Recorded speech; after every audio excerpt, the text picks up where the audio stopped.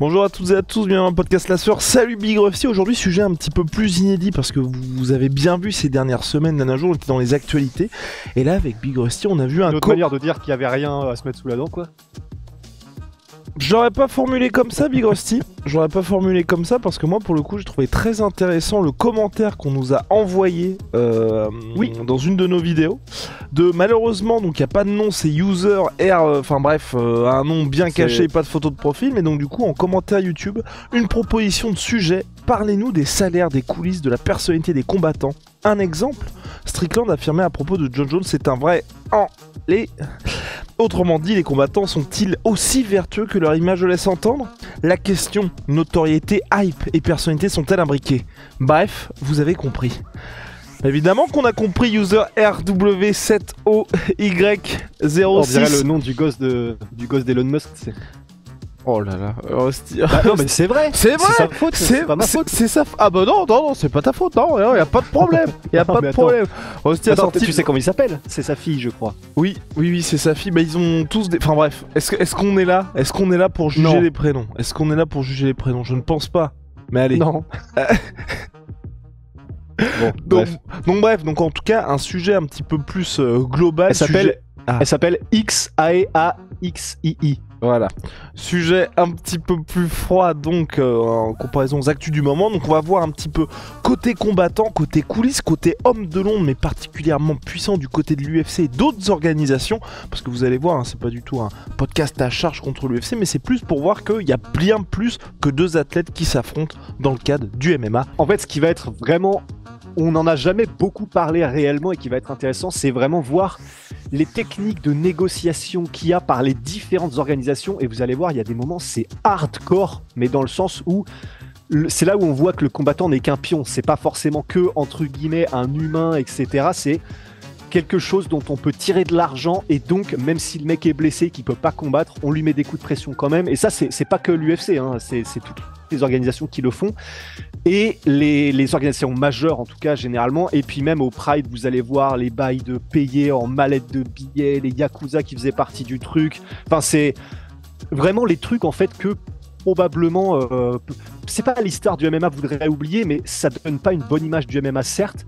Mais bon, après, on va vous en parler là, mais je suis prêt à parler que c'est comme dans tous les sports dès qu'il y a beaucoup d'argent, en fait. C'est juste que là, on va vous dire comment ça se passait dans le MMA, quoi. C'est parti, Big Rusty, générique. Soit.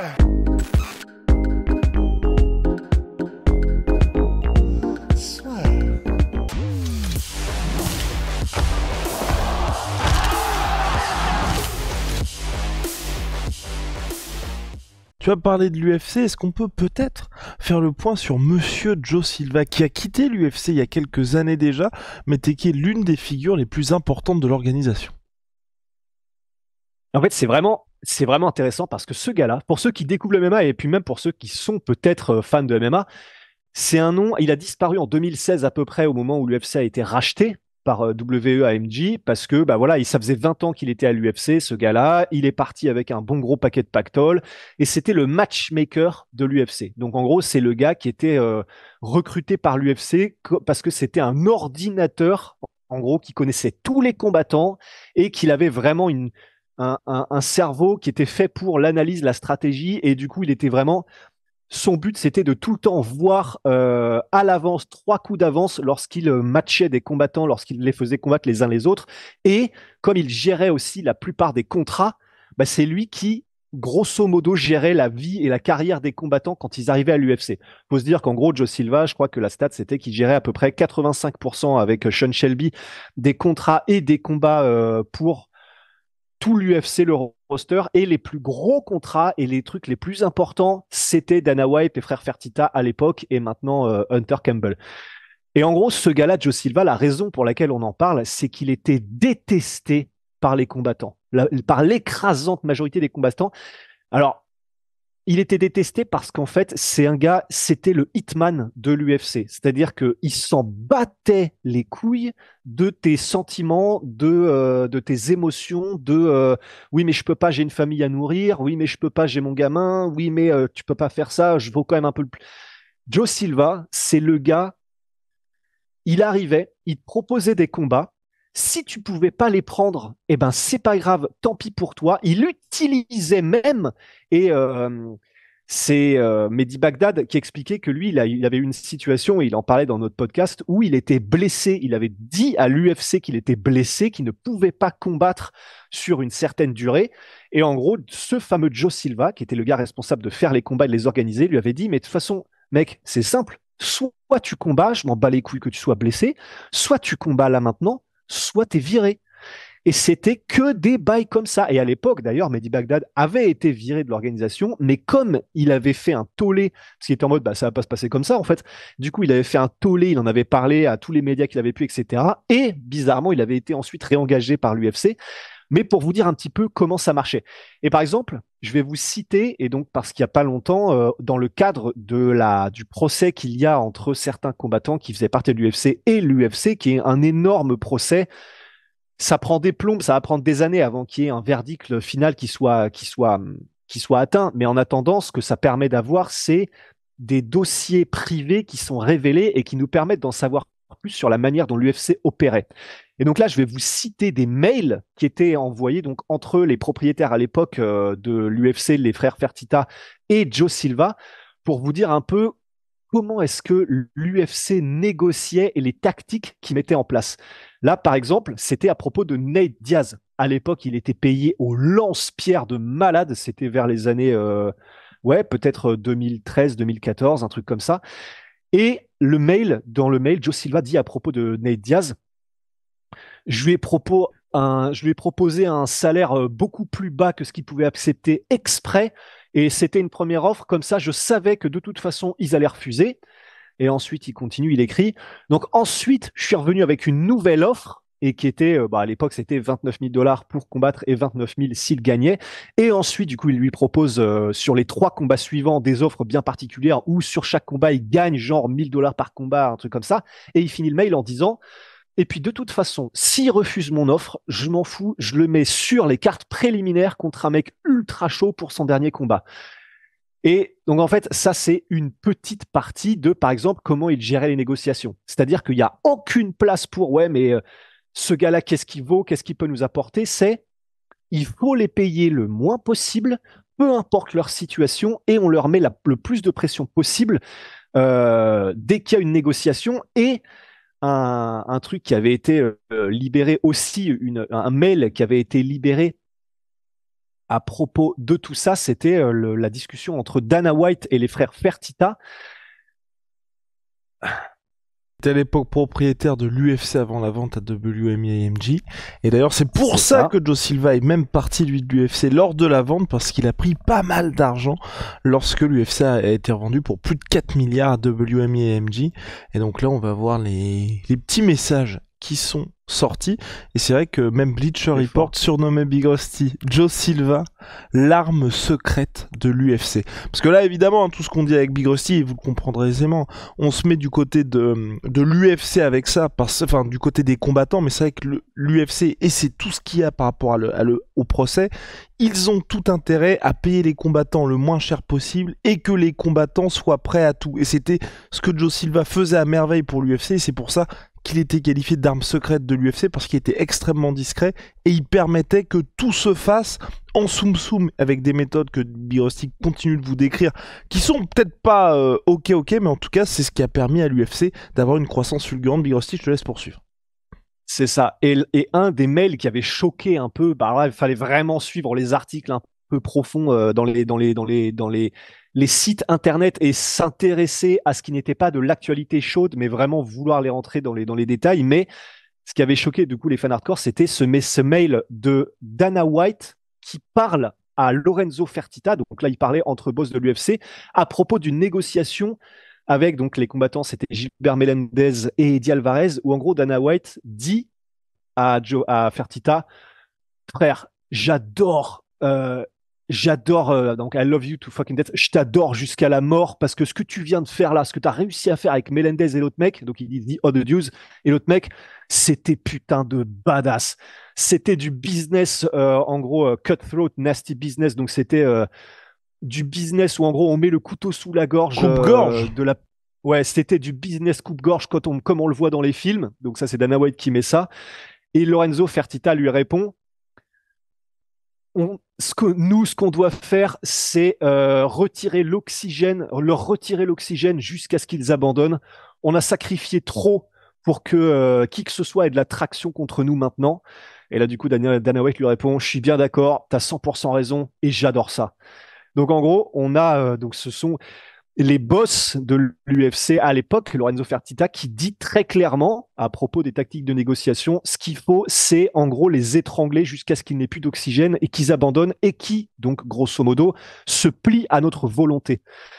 Après, en fait, ça, c'est ce qui avait paru, c'est ce qui avait leaké, et puis à côté de ça, il y avait tout un tas de témoignages, j'avais été revoir les articles, où tous les combattants disaient en fait leur expérience avec Joe Silva, le fameux matchmaker, c'était que il était payé par l'UFC pour arriver d'une manière ou d'une autre à faire baisser les coûts.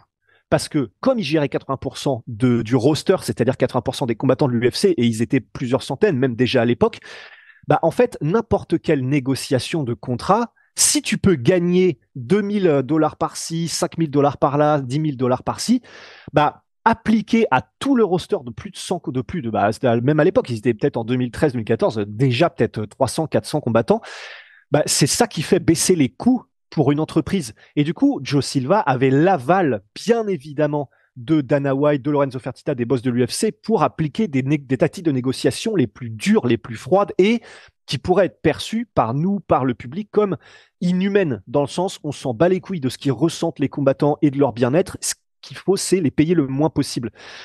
Et c'est pour ça que du coup, quand il était parti en 2016, il y a tous ces trucs-là qui étaient sortis, à Joe Silva, et les langues s'étaient déliées. Mais après, comme on le voit là, après, voilà, faut pas, je pense, et là, à mon avis, tu pourras peut-être nous éclairer un peu plus, mais faut se dire que de toute façon, dans n'importe quelle multinationale ou entreprise qui brasse des centaines de millions par an, et donc là, maintenant, c'est même beaucoup plus, c'est presque obligé, en fait, qu'il y ait des gens comme ça à la tête de ces entreprises. Parce que ce que dit là Lorenzo Fertitta, en mode on a trop sacrifié pour que qui que ce soit ait de l'attraction contre nous, probablement que c'est ce que pensent la plupart des boss ou des PDG qui sont à la tête de l'entreprise qui vaut des milliards qu'ils ont créé et où ils sont en mode, et c'est ce que disait John Nash, je crois, dans un article où il parlait justement de cette situation avec Joe Silva. Il disait en fait, quand ils ont vendu en 2016 les frères Fertitta l'UFC à cet énorme groupe qui est WMG, en fait, une partie du pitch avec lequel, du discours avec lequel ils ont vendu l'UFC apparemment aux investisseurs, c'était avec notre entreprise, comme on cut les coûts au maximum, dont sur la paye des combattants, vous allez pouvoir faire des profits énormes. Et en fait, ben, comme de toute manière, c'est à ce stade-là, c'est du divertissement, c'est du sport, mais c'est pour faire du profit. Bah en fait, en réalité, c'était rien. Alors, on va voir si le procès est gagné ou pas par les gens qui ont amené l'UFC jusqu'au tribunal, et ça va prendre des années. Mais avant que le verdict ne soit rendu, c'est pas illégal a priori. Ce qu'ils font, c'est juste des tactiques de négociation d'énormes prédateurs. Mais comme il y en a probablement dans toutes les entreprises qui n'ont pas affaire à des syndicats parce qu'il n'y en a pas dans les MMA et donc qui peuvent faire un peu ce qu'ils veulent, quoi. Et Big Rusty, je vais me faire l'avocat du diable once again. Go, parce que évidemment, du côté de Joe Silva, il y a beaucoup de gars qui le détestaient à l'UFC, mais c'est vrai qu'il avait une relation différente avec les superstars de l'organisation, et c'est toujours ça le problème aussi.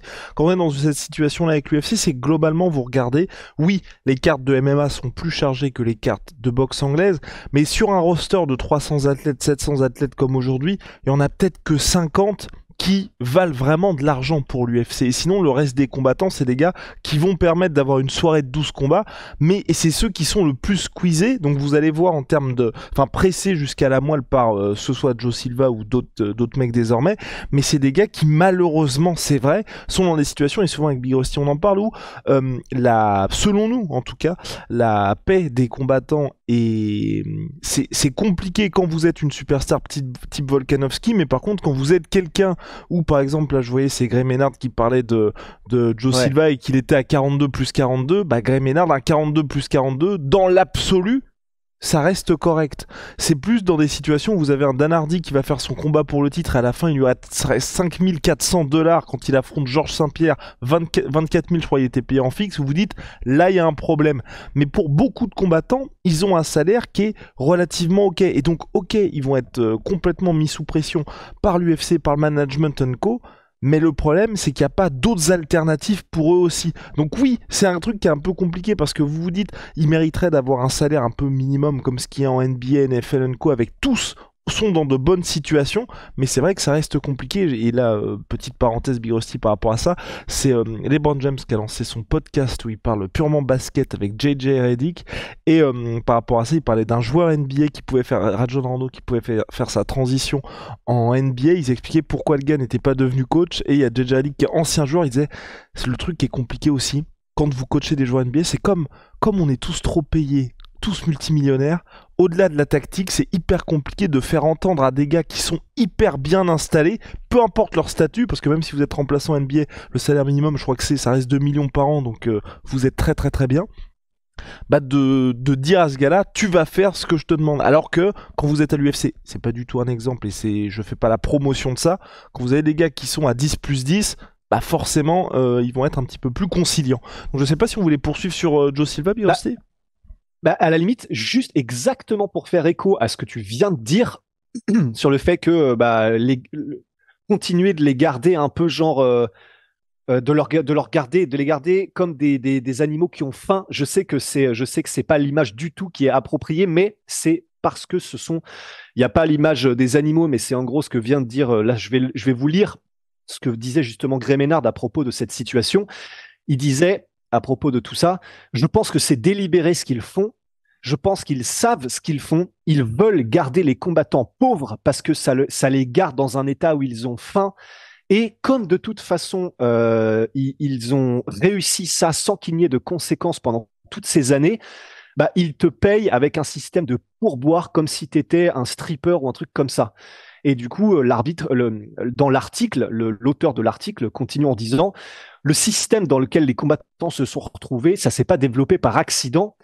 Et même quand l'UFC est devenu extrêmement profitable et aurait pu se permettre de payer plus les combattants, une partie du travail de Joe Silva semblait être de garder ses coûts les plus bas possibles et de garder les combattants les plus compliant, qui se plient à la volonté de l'organisation. Donc en gros, c'était au-delà du matchmaking, c'était ça le job de Joe Silva, c'était de garder les combattants entre guillemets à la merci de l'UFC.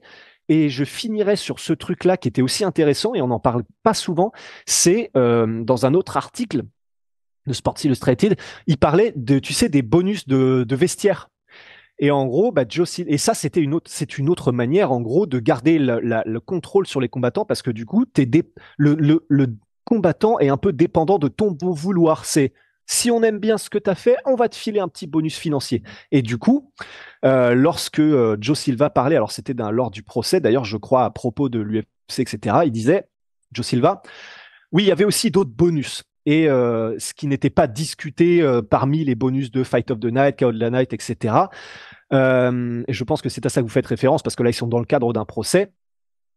Et pendant une longue période, c'est ce qui se passait après que le show, que l'événement se soit passé. Donc le lundi d'après ou dans le début de semaine d'après, je résumais ce qui s'était passé dans les combats exactement lors de tous les combats à Dana White, Lorenzo, Sean Shelby, etc., qui étaient en gros les têtes pensantes de l'UFC et puis qui avaient, même pendant les events, en fait, ils ont d'autres choses à faire, ils gèrent d'autres choses, donc ils n'ont pas le temps de voir tous les combats. Et donc Joe Silva, c'était celui qui gardait l'œil sur absolument tout ce qui se passait pendant les combats, comment réagissent les combattants, ce qui gagne, qui perd, comment ils font, comment machin. Et donc là, Joe Silva continue. Et voilà ce qui se passait pour chaque combat. Voilà du coup l'argent qui n'était pas distribué, en tout cas qui était séparé de Fight of the Night, bonus, etc. Et voilà les bonus extra, les bonus supplémentaires que je pense que ces gars valent. Et je faisais des suggestions. Ce gars-là, par exemple, il a combattu, mais il a fait un bon combat, il a fait ça, donc moi je pense qu'il devrait gagner un extra 3 000 $. Ce gars-là, je pense qu'il devrait avoir un extra 10 000 $. Et puis que je faisais toute la carte et chaque combat de cette manière. Et alors, Dana White et Lorenzo Fertitta regardaient ça, ils m'écoutaient et ils décidaient est-ce qu'ils étaient d'accord avec moi, est-ce qu'ils voulaient lui donner plus ou moins, mais ça n'avait rien à voir avec les bonus de KO de la soirée, performance de la soirée, c'était des bonus différents. Et donc ça, c'est lorsqu'ils parlent des bonus de vestiaire, et c'est pour vous. On ne sait pas si ça a encore cours aujourd'hui, parce que ça, c'était avant 2016, mais comme Dana White est encore là, et puis qu'on sait que voilà, ce sont des tactiques de négociation au plus haut niveau, et quand il y a autant d'argent en jeu, il est possible très largement, il est très possiblement, merde, c'est quoi c'est tout à fait possible que ça continue d'avoir cours ce genre de pratique. Voilà ce que je voulais dire, et ça vous donne vraiment une idée de comment est-ce que c'est articulé. Il y a ce qu'on voit, il y a les stars qui gagnent beaucoup d'argent, et il y a dans le ventre de la bête, comment ça se passe, comment est-ce que tu gardes des combattants à ta merci. Et ça se fait par tout ce genre de pratiques. Et pour terminer sur l'UFC Big Rusty, ce qu'on voulait ajouter, c'est que oui, là on leur a un petit peu tapé dessus.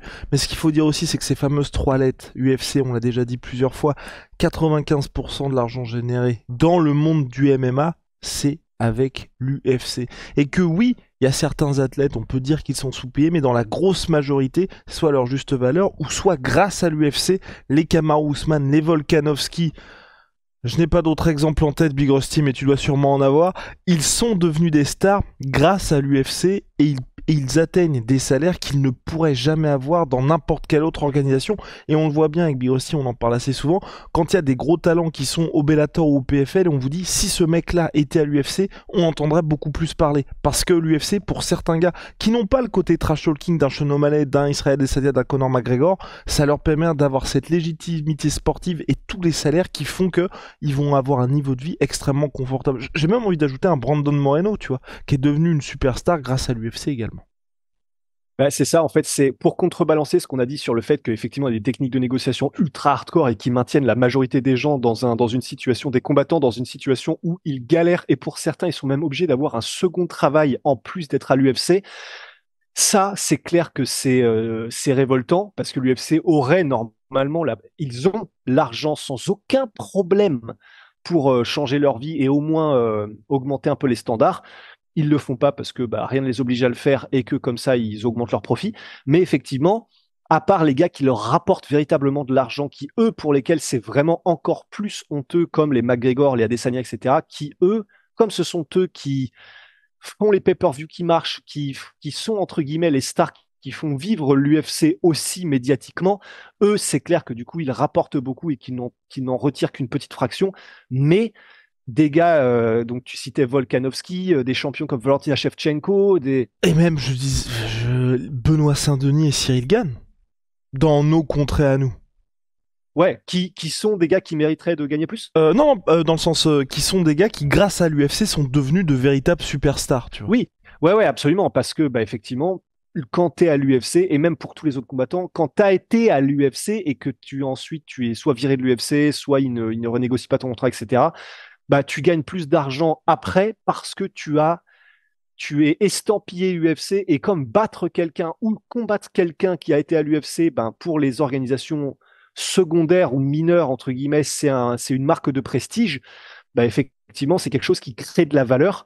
Mais bah, pour suivre ce que tu disais, Valentina Shevchenko, des Brandon Moreno, Pantoja, etc., comme ce sont pas eux qui vendent, qu'en réalité, quand tu fais des cartes, ils sont champions, ils gagnent des 500 000, ils gagnent des points de pay-per-view, etc., ils gagnent très bien leur vie. Et ils seraient jamais payés autant ailleurs, probablement. Et ça, effectivement, c'est grâce à l'UFC aussi. Pour dire que tout est un équilibre. Et pour tous les gens qui pourraient nous dire, bah attendez, mais les gars, vous foutez du monde. Le PFL est en train de prouver que tu peux payer les gars à leur juste valeur. Et que, alors, nous, évidemment que c'est ce qu'on veut et c'est ce qu'on souhaite. On est juste en train de se mettre du côté de l'UFC qui est en mode, bah, si rien ne les oblige, eux, ils calculent froidement. Maintenant, à voir si en faisant ça, c'est-à-dire qu'ils vont payer des millions Francis Ngannou, ils vont payer très très bien énormément de combattants qui peut-être ne rapportent pas, entre guillemets, ne leur rapportent pas autant d'argent. Est-ce que c'est pérenne? Est-ce que c'est durable? Et est-ce que, en dehors des levées de fonds qu'ils vont faire, est-ce que c'est quelque chose qui, de façon indépendante et tout seul et sans levée de fonds, peut générer du profit? bah, rien n'est moins sûr en fonctionnant comme ça aussi. Est-ce qu'on n'a pas des choses à dire à propos du One Championship? Parce que c'est vrai que là, vous allez vous dire, ah, les gars, vous êtes en train de taper sur l'UFC. Est-ce que toutes les autres organisations, l'herbe est-elle plus verte ailleurs? Bon, bah, du côté du One FC, visiblement, bah, ils ont pris un peu exemple sur d'autres ligues. En fait, c'est pour ça. C'est pour ça que c'est l'UFC, c'est l'organisation numéro un, donc forcément, on en parle plus. C'est ce qui est, enfin, c'est comme ça que fonctionnent les médias, et forcément. Mais effectivement, le One FC, rien que, je vais vous donner juste une ligne parmi les contrats qu'ils font avec l'UFC, et cette ligne, c'est que, par exemple, tu n'as pas le droit de mal parler de l'organisation. Ça, c'est une des lignes du contrat, par exemple. Et en fait, ça, c'est simplement pour vous donner un peu ce côté original en mode, attends, quoi? Dans le sens, ça, c'est du contrôle, forcément, de ce que tu dis, c'est du contrôle de ton langage lorsque tu es à l'intérieur de cette organisation et que tu es sous contrat avec eux. Mais il y a aussi tout ce qui se passe avec, effectivement, les contrats. Ils sont propriétaires de ton image, même si tu décèdes, ils restent propriétaires de ton image. Alors ça paraît spectaculaire quand on le dit comme ça, le fait qu'ils restent propriétaires ils font ce qu'ils veulent avec ton image, même potentiellement après que tu décèdes. Mais ça, on en parlait avec Guillaume, du coup, juste avant le podcast. Ça paraît spectaculaire, mais en fait, c'est peut-être pas si déconnant, de la même manière que, enfin, je ne sais pas, hein, on n'est pas spécialiste S-loi, mais de la même manière que, par exemple, quand quelqu'un, je sais pas, un chanteur ou quoi que ce soit, il a toutes ses œuvres, même lorsqu'il décède, bah, du coup, ça ne va pas dans le domaine public direct. Je sais pas si la comparaison est judicieuse, mais ça me semble un peu être de cet acabit-là, tu vois, ce pourquoi ils ont ce raison. Pourquoi tu te marres? Rien, rien. J'aime trop le. Je sais pas si la comparaison est judicieuse, mais let's go, allons-y. Mais Non, non, balançons-la quand même. mais non, non, oui, oui, oui, entièrement d'accord avec toi, avec toi. Pour le coup, on sait pas trop, mais ça ne m'étonnerait pas que, enfin, tu vois, même que ce soit dans les films, les choses comme ça, à chaque fois, même si après la disparition de l'acteur, bah le nom continue d'être exploité. Par exemple, là, il y a le remake de Roadhouse qui sort, Patrick Swayze, on en parle tout le temps, donc je pense qu'à mon avis, doit y avoir beaucoup de choses de ce type-là dans les contrats, même dans d'autres domaines. Et donc du coup, ouais, du côté du One FC, Big Rusty, est-ce qu'il y avait d'autres choses qui t'avaient frappé dans le contrat qui avait leak, qui était le contrat d'Adriano Moraes? Ben, il y a d'autres trucs, pareil, je sais pas, ça paraît spectaculaire, mais il y a le fait que One peut utiliser l'image de l'athlète à jamais et c'est marqué, et l'athlète ne pourra pas les arrêter ou ne pourra pas laisser personne les arrêter. Ça fait flipper. Je sais pas si c'est normal ou pas, mais en fait, il y a tout ce, de toute façon, enfin, ça c'est sur un article de Sports Illustrated, donc vous pouvez le retrouver assez facilement. Les athlètes ne sont pas permis de parler du contrat publiquement sans la permission du One. Bon, ça c'est normal. Que ce soit ça ou que ce soit la manière dont le One FC aussi. Mais ça c'est intéressant. Tu vois, gère toute son image par rapport au fait que bah, il faut en gros, comme c'est quelque chose qui fonctionne sur créer des levées de fonds et réussir à intéresser le plus d'investisseurs possible, il faut montrer ou en tout cas faire croire, mais ça, bon, toutes les ligues le font, mais en tout cas le plus possible que ta ligue va dépasser l'UFC, que c'est la plus grosse ligue de tous les temps, et ça c'est pareil, on ne sait pas sur quoi ça repose. Et il semblerait, et alors ça par contre je crois que ça a été prouvé, donc je dis ça, mais je crois que ça a été prouvé qu'en gros le ONE FC par exemple perd énormément d'argent en fait, et qu'il n'arrive pas à être profitable, mais au point où c'est un gouffre financier. Mais ben, malgré tout ça, du coup, il y a des stratégies aussi, des techniques de communication pour faire croire que c'est le truc le plus profitable, que c'est l'organisation qui a le plus de succès, que c'est, enfin, et ça, ce sont vraiment des choses qui sont des cas d'école quand vous y intéressez de près.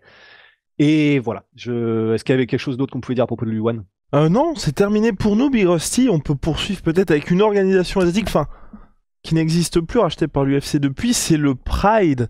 Pride, qui est l'une des organisations les plus iconiques, j'ai envie de dire, de l'histoire du MMA.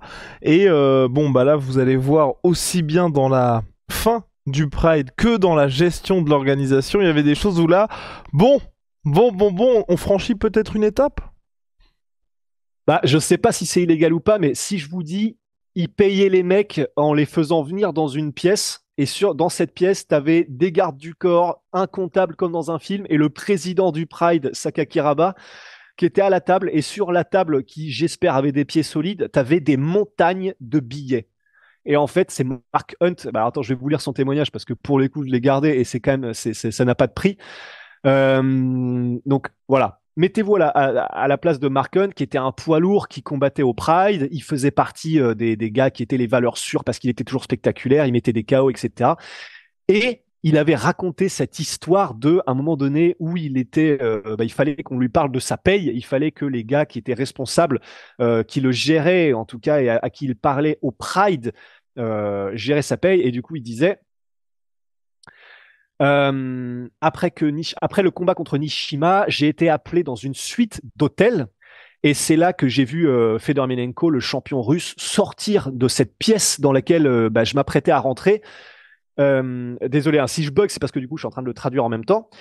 Je commence à regarder un petit peu ce qui se passait, et puis j'ai une petite discussion avec Fedor dans le couloir, et je lui demande du coup qu'est-ce qu'ils ont pour moi en fait, que je vais entrer dans cette pièce. Et du coup, qu'est-ce qu'ils nous donnent en fait, qu'est-ce qu'ils te donnent? Et là, Fedor a levé les épaules et il a fait, je sais pas, mais en tout cas, ils avaient ça pour moi, et en tenant un sac. Et donc en fait, c'était un sac qui était c'était un sac rempli de cash, un sac rempli de billets. Et c'est comme ça qu'était payé, Fedor. Et du coup, Mark Hunt continue. Quand je suis rentré dans la pièce, j'ai trouvé Sakakibara-san, donc en gros le patron du Pride, quelques gars qui étaient grosso modo des gardes du corps, du muscle, et puis un Coréen qui faisait comme si c'était lui qui était responsable de tout ça. Et aussi dans cette pièce où était une table qui galérait à soutenir de son poids des piles énormes et géantes de billets bien organisés et bien rangés. Et Sakakaraba, du coup, dit à Marc, comment ça se passe, Marc? Comment ça va? Et du coup, Marc lui répond, bah, j'irais beaucoup mieux si j'avais une partie de ça, dit-il en pointant la table. Et donc là, je finis ce témoignage. Et donc là, Sakakaraba, le patron du Pride, lui répond, t'en veux? On peut aussi te payer en cash si tu préfères, Marc. Et du coup, Marc continue en disant, bah, tu m'étonnes, ils auraient pu me payer pour mes 10 prochains combats et ça n'aurait pas fait un espèce de pli dans cette pile de billets tellement il y en avait. Mais j'ai décliné néanmoins. Les Russes aimaient bien être payés en cash, mais je me suis dit que ça allait être une galère sans nom si j'essayais d'expliquer aux douanes en Australie pourquoi est-ce que je me ramenais avec des caches remplis de billets. Et voilà, et en gros, il dit, et il finit, c'est la fin de ce témoignage, mais il dit, et c'est dans cette chambre d'hôtel que j'ai eu une petite preview, que j'ai pu voir en avance pourquoi est-ce que le Pride allait s'écrouler. Mais à l'époque, je me concernais même pas de ces petits arrangements sombres dans les organisations, dans les coulisses et des deals qui étaient faits. Je me concernais juste du gars qui était en face de moi dans le combat et voilà. Et après, il termine comme ça son témoignage. Mais pour vous dire comment ça se passait au Pride, c'est-à-dire que là, on a parlé de techniques de négociation extrêmement dures, de contrats extrêmement complexes dans lesquels tu peux te retrouver piégé et à jamais potentiellement quand tu es combattant. Avec le Pride, mais tout ça étant vraisemblablement légal, mais avec le Pride, on passait un stade qui était le stade de on est grosso modo dans un film de John Woo, en fait.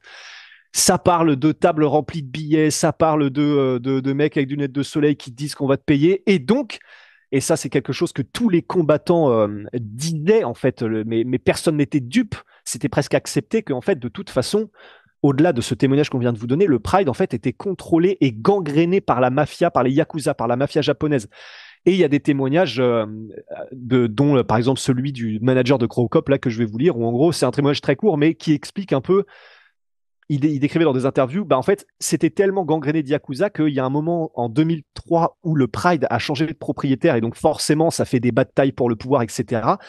Et à ce moment-là, du coup, le manager de Crocop, de Mirko Crocop, légende des sports de combat, disait on s'est retrouvé à un moment donné devant le Tokyo Dome et il y avait entre 100 et 200 Yakuza armés de deux groupes qui étaient grosso modo en train de se regarder comme si ça allait être une bataille en ligne et que ça allait être la guérilla totale. Et ça m'a marqué, et je le dis simplement parce que du coup, ça paraît tellement fou quand on décrit des images comme celle-là qu'on se dit ça peut pas être possible. Et le Pride, si c'était ça. Et pareil, il y a tous les témoignages de comment s'appelle-t-il, qui a combattu contre Randy Couture, qui est connu, enfin une des légendes du MMA, Enson Inoue. Et dans les podcasts avec Joe Rogan, Anson Inoue, vraiment, il était dedans. C'est-à-dire que lui-même, il a des amis Yakuza, il sait comment ça se passe.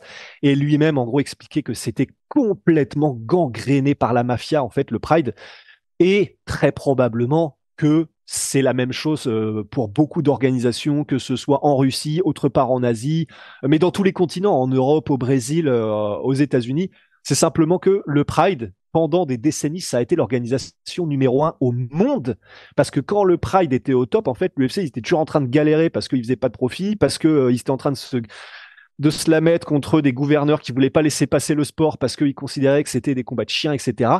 Bah, à l'époque où il y avait toute cette galère pour l'UFC, celui qui brillait, l'organisation numéro un, c'était le Pride, et pourtant il fonctionnait comme ça. Ce qui est quand même hallucinant, quoi. Et dernier volet Big Rusty de ce podcast et pas des moindres, c'était ce qui avait été noté dans le commentaire. D'ailleurs, n'hésitez pas si vous avez des choix de sujets comme ça, parce que c'est vrai qu'on n'aurait pas du tout pensé nous en faire un podcast de ce type-là. C'était par rapport aux combattants et la personnalité des combattants, notamment de John Jones, où il y a Sean Strickland là qui a sorti un peu le lance-flamme à l'encontre de John Jones. Mais avec John Jones, moi de mon côté, Big Rusty, peut-être que t'es pas d'accord avec moi, hein, je ne sais pas, mais c'est vrai que il est passé en l'espace de quelques années de gendre idéal de gentil John Jones et j'ai l'impression qu'aujourd'hui il est parfaitement en paix avec son côté bad boy. Il sait qu'il est méchant, il sait qu'il aime la fête, il assume, j'ai l'impression, tous ses déboires. J'ai en souvenir notamment la fameuse conférence de presse avec Daniel Cormier où il lui explique je t'ai battu après un week-end de cocaïne et donc Big Rusty, on va faire le point là-dessus, mais c'est vrai que la sortie de Sean Strickland, je trouve elle apporte pas grand-chose parce que c'est pas comme si les gens ne le savaient pas aujourd'hui. Enfin, dans les fans qui sont avisés. Peut-être que les nouveaux qui suivent le sport de loin ne sont pas au courant, mais pour moi, ça fait partie des choses que les gens savent. Ah oui, pour moi aussi. Le fait que John Jones ait fait les pires saloperies possibles, mais vraiment au point où ça va très très loin par rapport à ce qu'il avait fait avec sa femme devant ses enfants, au fait que bah, après il y a ce qu'il a fait aussi sur avec tous les drug testing, enfin le fait qu'il ait raté des tests Surtout antidopage, le délit de fuite pour moi, le c'est délit, ouais voilà, le délit de fuite où il est rentré dans une femme enceinte, puis il s'est barré et en fait il est revenu chercher, je crois que c'était une pipe à weed ou alors du cash, je sais plus, pour se barrer ensuite. Enfin, John Jones, il y a eu un moment dans sa carrière où, et c'était vraiment intéressant, où il essayait effectivement de faire vraiment c'est pas de la ressource humaine, je sais pas comment on dit, mais il essayait de faire croire à tout le monde que c'était grosso modo le gendre idéal, le fils prodigue. quand il avait Nike et Gatorade en sponsor, ce qui est historique, hein, historique pour un combattant américain. Et il a tout perdu à cause de ses déboires judiciaires. Et bah, maintenant, il ne s'en cache plus, quoi que j'ai envie de dire. Honnêtement, après son combat contre Cyril, bah du coup, je crois que oui, j'étais là dans la salle de presse. Je crois que c'était ça. Et en gros, il avait recommencé à faire ces trucs avec ouais, mais c'est My Lord and Savior Jesus Christ ou je sais pas trop quoi. Enfin, en gros, des bails en mode bon, jouer le bon Samaritain et jouer la personne transformée, ça marche une fois, mais ça marche. Qu'est-ce qu'il te dit qu'il Parce ne que sait pas ça marche une fois, mais pas cinq. C'est l'histoire de Pierre et le Loup, ça. Donc c'est pas autant pour dire qu'il n'y arrivera jamais et que mais bon, c'est quand même Daniel Cormier qui avait prononcé la phrase de toute façon, il est pourri jusqu'au trognon, jusqu'au noyau, il ne s'en sortira jamais.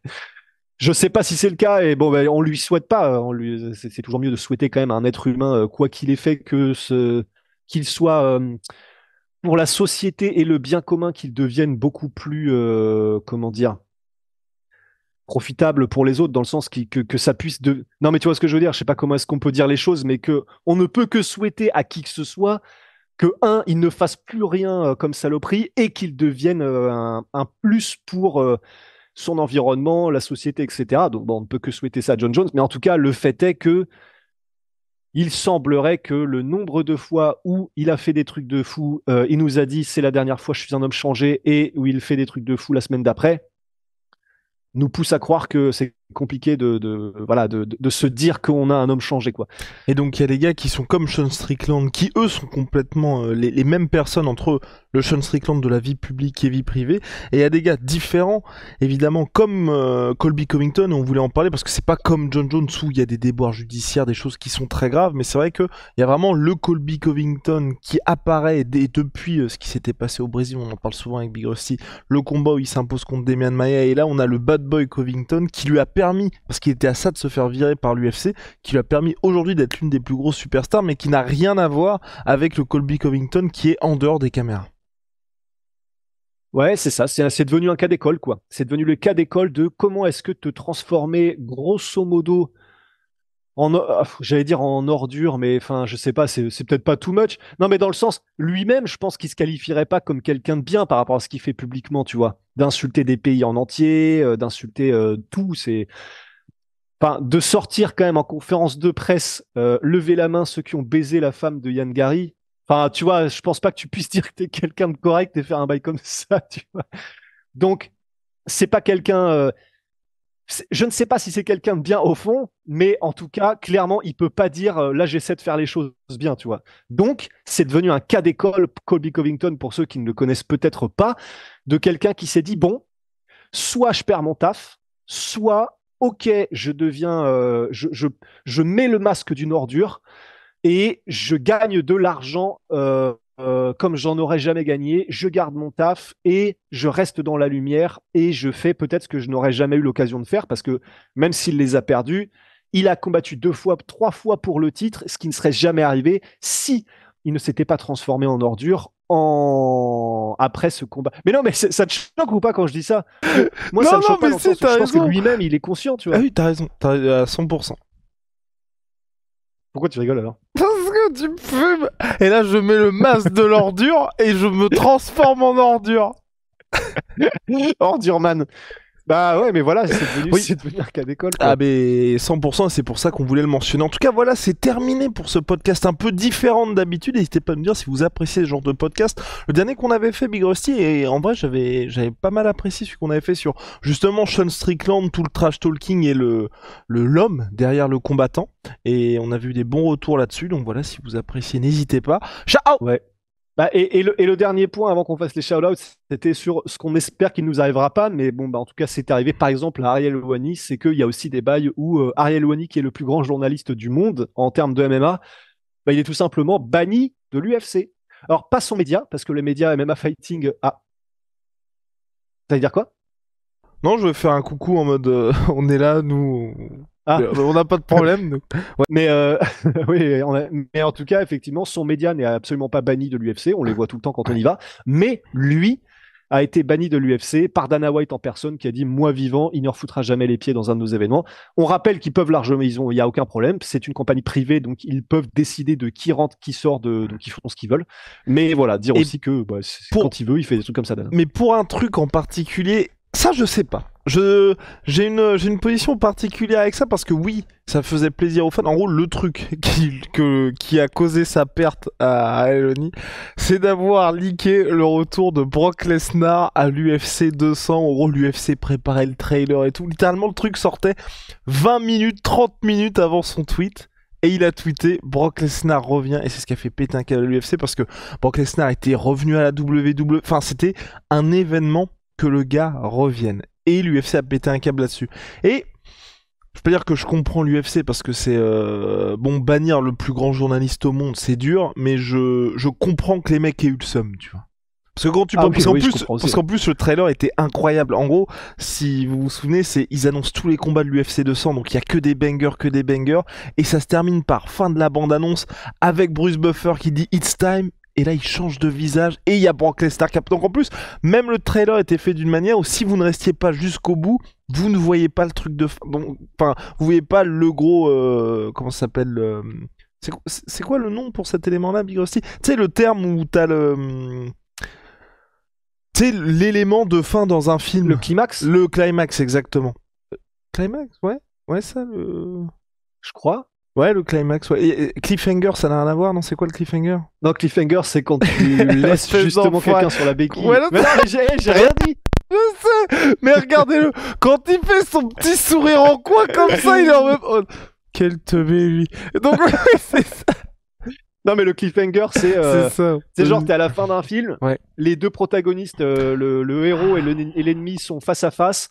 L'ennemi vient de réussir à défaire le héros. Il est comme ça avec son katana. Il est en mode, et là, je vais te buter mon pote. À suivre. Écran noir. Voilà. Donc bref, donc en gros le climax arrive en toute fin de trailer, donc en plus ça ajoute au truc et donc bref ils avaient eu le seum particulièrement l'UFC ce jour-là. Big Rusty, donc on a terminé. Ouais, on a terminé. En une seconde, on peut mentionner le fait que il y avait aussi quand même des trucs parce que tout ce qu'on a dit là sur l'UFC, c'est des trucs comme quoi c'était totalement légal. Il y a des trucs aussi pour lesquels, mais ils sont en train, je crois, de gagner contre Mark Hunt avec ça, où tu sais, il y avait Brock Lesnar donc qui était revenu. Ils ont gagné. Et il y avait un truc très bizarre qui s'était passé. Ils ont gagné, voilà. Oui. Donc le problème c'est qu'ils ont gagné contre Brock Lesnar, donc on peut pas vraiment dire quoi que ce soit.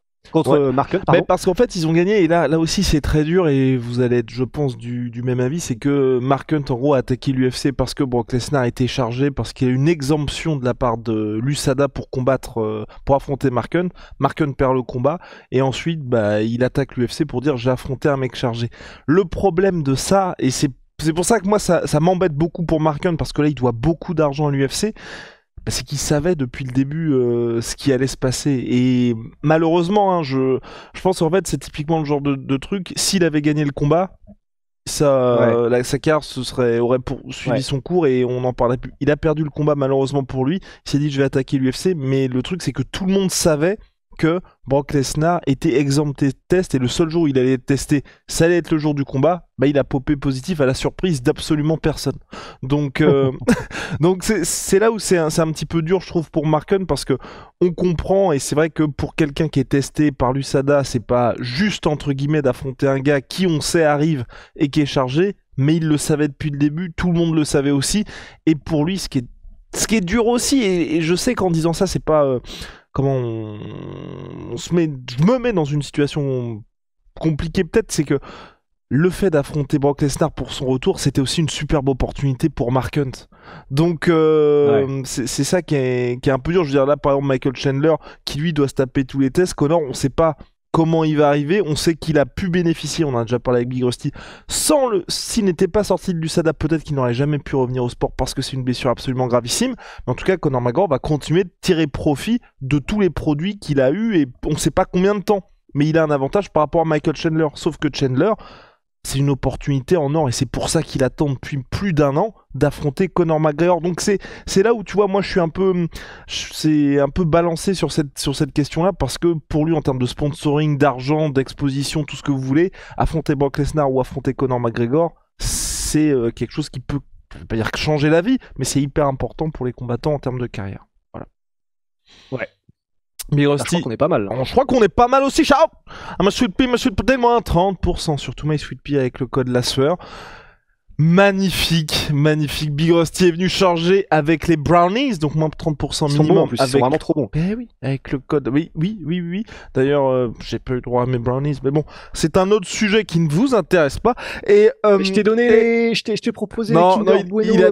Il a donné les Kinder Bueno, Big Rusty. Il a donné les Kinder Bueno et ça. Je t'en ramènerai tout à l'heure. Oui, Kinder Bueno qui ont un petit goût de reviens-y, comme dirait l'autre. et on a Big Rusty. On a également Holy Moly Révolution dans les boissons énergisantes. Vous savez, on en parle très souvent d'Holy Moly, donc ils font thé glacé, boisson hydratation, boisson énergisante, c'est en poudre, c'est made in Allemagne. Code la sur 5 pour votre première commande, moins 5 €. Et si vous avez déjà commandé chez eux, moins 10% avec le code la sur 10. On se retrouve très vite. See ya.